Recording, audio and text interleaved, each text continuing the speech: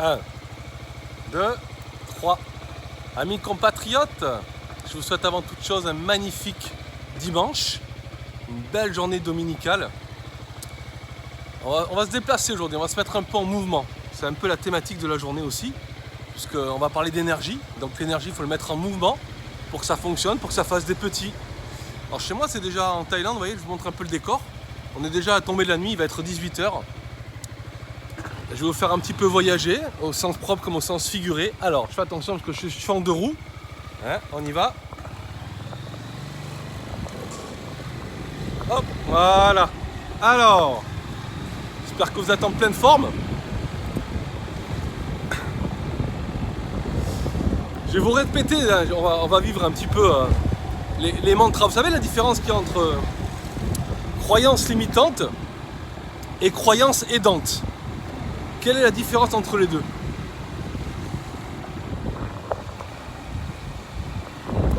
La positivité, tout simplement, l'enthousiasme, la passion. Vous savez, cette expression très communément admise, regardez le verre, voir le verre à moitié plein et voir le verre à moitié vide. Tout se joue là. On aime bien des fois ce qui est trivial parce que ça nous permet de mieux comprendre un message. Des fois les concepts qui sont un peu trop lourds nous aident pas forcément à intégrer l'information. Fais attention, hein, il risque d'y avoir des blancs dans la conversation, dans mon discours, dans le contenu, parce que je suis quand même en voiture, en scooter, donc il faut que je sois encore plus prudent qu'en voiture. On y va.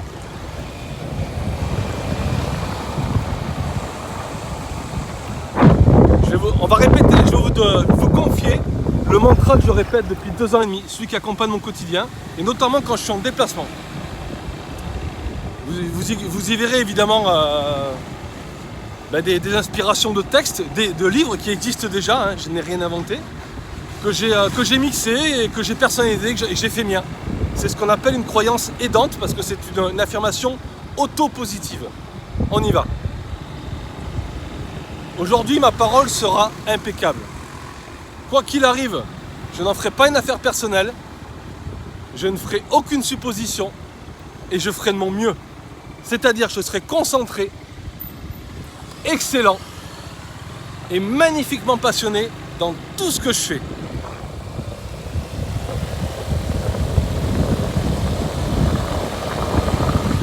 Pourquoi ?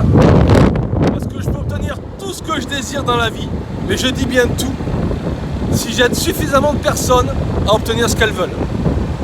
Et c'est exactement ce que je fais tous les jours un peu plus.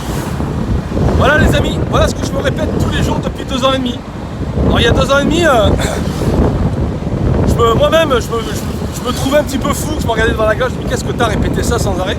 Alors à force de l'avoir lu, de l'avoir automatisé, de l'avoir rendu inconscient, parce que finalement les croyances c'est de l'inconscient, c'est ce qui nous fait agir au plus profond de nous-mêmes, et bien à force de l'avoir répété, c'est devenu finalement évident. Et ce qui paraissait difficile d'accès au départ, un peu étranger à mes propres valeurs, ben maintenant c'est ce qui se passe, parce que ça fait 2 ans et demi que je me le répète. Voilà la puissance des affirmations positives.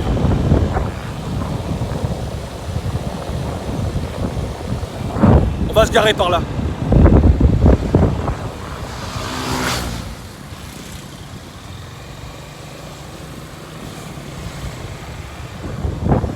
La thématique d'aujourd'hui, très rapide, hein, on a déjà voyagé un petit peu. Les riches font travailler dur leur argent pour eux, alors que les pauvres travaillent dur pour leur argent. Tout se passe là.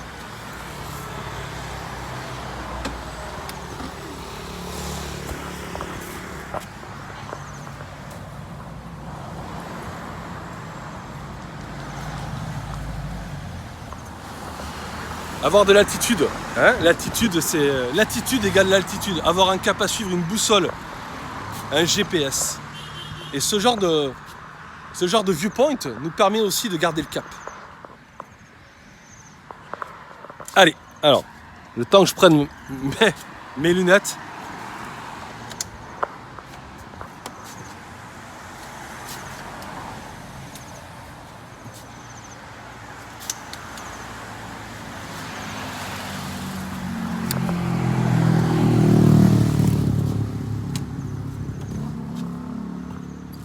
En fait, la thématique que je viens de vous donner par rapport aux riches et aux pauvres,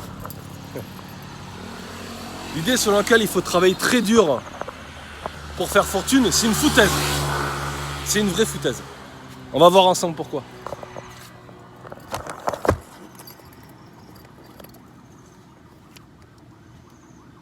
Waouh, ça va mieux, hein. Pour moi, ça va mieux.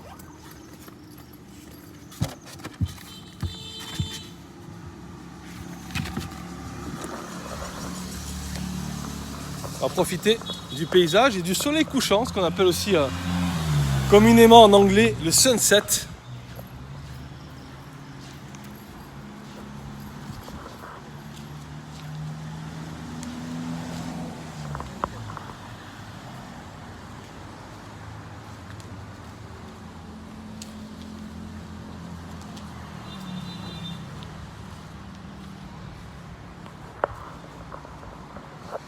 Pourquoi je vous dis ça? Pourquoi je vous dis que c'est une foutaise finalement de travailler dur pour faire fortune? De travailler dur, c'est une absolue nécessité. Mais une fois qu'on a travaillé dur, qu'est-ce qu'on en fait de cet argent? C'est ça la question qu'il faut se poser. Si je vous dis ça, c'est qu'on a une vieille morale protestante qui prône le travail d'$1 pour une paye de $1. Oui, évidemment. Et ce dollar, comment on peut le transformer lui faire des petits? C'est en cela qu'on dit que l'argent, c'est de l'énergie, il faut le mettre en mouvement. Il ne faut pas le moraliser, l'argent. C'est ni bien ni mal, c'est ce que vous allez en faire qui est important. C'est un accélérateur de vie. C'est ce que vous êtes déjà, ça va l'amplifier, tout simplement. Donc éloignons-nous du fait que gagner beaucoup d'argent c'est mal, au contraire. Si on veut créer des œuvres caritatives, si on veut ouvrir des écoles dans les pays du tiers-monde, si on veut aider les gens autour de nous qui sont dans la misère, est-ce qu'en étant une autre bouche à nourrir, on y arrivera? Évidemment que non. Il faut gagner un maximum d'argent. Et pour un maximum d'argent, c'est pas en travaillant seulement dur. Parce que vous allez être limité. Vous allez échanger votre énergie professionnelle, votre énergie temporelle contre de l'argent. Non, c'est l'énergie financière qui va vous rapporter beaucoup d'argent. Comment? Finalement, c'est comment on passe du travail acharné au travail intelligent. En fait, faut que vous travailliez dur au départ, ça c'est une évidence. Mais une fois que vous avez travaillé dur, il faut que l'argent prenne la relève. C'est pour ça qu'on dit que l'argent, les riches travaillent dur pour l'argent travaille dur pour les riches, alors que les pauvres travaillent dur pour leur argent. Et oui, parce que même si vous gagnez 20 000 € par mois, c'est super. Vous restez employé et le jour où votre fonction, votre salaire s'arrête, le jour où vous perdez votre emploi, vos revenus s'arrêtent aussi. Donc vous n'aurez pas fait travailler dur l'argent pour vous. Ça, c'est la grosse différence. La plupart des gens investissent de l'énergie professionnelle et dépensent de l'énergie financière. Les gens qui acquièrent l'autonomie financière, ça c'est important de le comprendre, c'est des gens qui substituent leur investissement d'énergie professionnelle par d'autres formes d'énergie. Il y a deux styles de revenus en fait qui vous permettront de faire travailler l'argent dur pour vous. C'est ce qu'on appelle des revenus hors exploitation. Je vais vous donner ma définition de l'autonomie financière, de l'indépendance financière. On entend tout le temps, moi je veux devenir libre financièrement, je veux devenir autonome, je veux devenir indépendant. Qu'est-ce que ça signifie? C'est qu'en fait, quand le revenu de vos actifs, c'est-à-dire ceux dans quoi vous investissez, est supérieur à votre salaire et à vos dépenses. Je vais même vous dire mieux, les gens qui sont riches, c'est des gens en fait qui, même quand ils se font un beau cadeau, qu'ils s'achètent une belle voiture, ils l'ont dépensé en fait, parce que c'est un passif, ça ne nous rapporte rien, mais ils l'ont dépensé comment? Ils ont fait cet investissement, cette dépense avec leurs actifs, le revenu de leurs actifs, sans toucher à leur capital. Ça, c'est la définition parfaite de l'autonome financier. Voilà un petit peu à quoi ça se réduit. Et en fait, la capacité de mener le train de vie qu'on souhaite, sans avoir à travailler, ni à compter sur qui que ce soit pour avoir de l'argent. Ça, c'est l'autonomie financière. Et les deux façons d'obtenir ce revenu hors exploitation, Dixit encore notre grand Robert Kiyosaki, ce fameux cadran du cash flow, les gens qui sont à droite, ils sont que 5%. Il y a 4% d'entrepreneurs et 1% d'investisseurs. L'idéal, c'est d'être dans les deux cases de droite. Et pour y arriver, Et bien, les deux revenus d'exploitation qu'on connaît, qui sont les plus connus, c'est d'abord l'argent qui travaille pour nous, ça c'est être investisseur. Donc là, vous avez les bons du trésor, les obligations, les actifs en bourse, le business angel, vous prêtez de l'argent pour participer à l'économie réelle en aidant les particuliers ou les professionnels à accomplir un projet.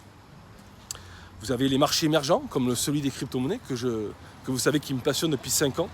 Vous avez également les entreprises. Vous investissez dans une entreprise et ça vous rapporte des dividendes chaque année. Vous n'avez pas à travailler physiquement. Et puis le côté entrepreneur, où là vous possédez un immeuble ou même un appartement que vous louez. C'est ce qu'on appelle un revenu locatif. Ça continue à couler même quand vous arrêtez de travailler physiquement. Et ce qui est génial maintenant, c'est qu'à l'ère du digital, à l'ère de l'information, il y a même le marketing de réseau, vous savez, qui est très répandu maintenant. Le marketing de réseau, ça peut être très puissant parce que ça peut être un système qui travaille pour vous. En plus, vous n'avez pas besoin d'avoir de gros... Vous n'avez pas besoin d'investir de façon très... vous n'avez pas besoin d'investir de façon exacerbée, d'avoir un gros investissement financier. Au contraire, c'est des petits coups de démarrage, des faibles risques. Et c'est vrai qu'à l'inverse, vous pouvez, une fois que vous avez fait le travail, que vous avez bâti votre réseau, celui-ci va travailler pour vous pendant des semaines, des mois, sans que vous soyez présent physiquement. Ce que je voulais vous dire par là, c'est qu'en fait, riche, c'est avant tout un état d'esprit. Notre plan financier intérieur reflète notre plan financier extérieur. C'est notre thermostat financier. On n'a pas besoin d'être riche pour être encore plus riche, contrairement à l'idée reçue. Ça aussi, c'est très judéo-chrétien. Non, du tout. Alors surtout à l'ère du numérique et du digital. C'est vrai qu'à l'époque de nos parents, nos grands-parents, il fallait avoir des prédispositions, être né dans une famille riche, ou avoir un lourd héritage, ou alors faire des gros emprunts pour pouvoir investir dans une usine, dans des appartements. Ça, c'était l'ère industrielle. Maintenant, avec l'ère du numérique, c'est l'information qui a le pouvoir. Et l'information est à portée de tous. Donc la bonne nouvelle, les amis, c'est que l'indépendance financière, tout autant qu'on a la bonne information, encore une fois, les gens qui sont riches, ce n'est pas des gens plus intelligents que vous et moi, c'est des gens qui ont les bonnes informations et qui s'entourent des bonnes personnes. Je vous souhaite un merveilleux dimanche et je vous dis à très bientôt.